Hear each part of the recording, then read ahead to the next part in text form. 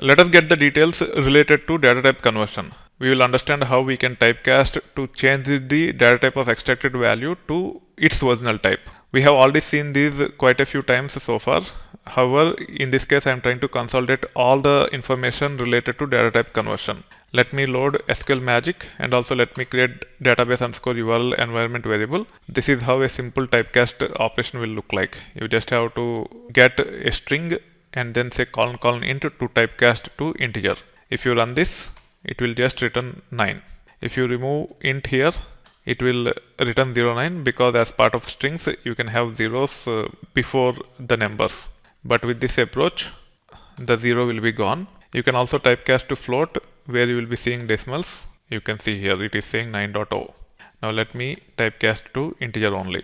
Let's get the date. When it comes to dates, we typically try to get the information such as the year, month, date, etc. or day, etc. Typically, when we use functions like split underscore part or to underscore char, they are nothing but of type strings. We might want to typecast to integer. This is how we should be able to typecast. So in this case, using split underscore part by specifying hyphen as delimiter and 2, we are able to get the month part, which is nothing but this one. However, this is of type string, and this is how you should be able to typecast and get a 9 instead of 09.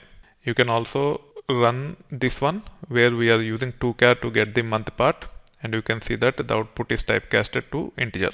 You can also apply this on top of column values or functions such as current date or timestamp. Even though the 11 is of type string, now it is actually displayed as integer. With 11, it is not that obvious. That's why it is important for us to use values such as this one. Let's copy this and paste it here. Let me remove the typecasting here and let's run this.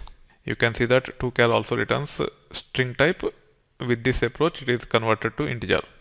Now you can also typecast a string to float. When it comes to float, the right side zeros are not relevant and hence they will be gone. And also all you need to understand is you can use a function called as cast. However, if you use cast instead of colon approach, you can specify the string or whatever you want to typecast, and then you have to use keyword as and you have to specify the data type to which you want to convert the data to. So in this case, we are trying to convert string to float, and hence we can say cast of the string as float. Now you can see that it is returning 0.04 because zeros on the right side are not relevant with respect to the floating numbers. You can also use this approach to get 0.04. Similar is the case with 09. Instead of saying colon int the way we have seen earlier, we can say cast of the string as int and it will return the integer number. This is how you should be able to typecast to its original type once the data is extracted. You should be able to apply this knowledge even on the column values depending upon the functions that are being used on top of those column values. If at all typecasting is relevant for performance or functionality reasons, you should be able to use these typecasting approaches. One is using colon like this. Second one is using functions such as cast.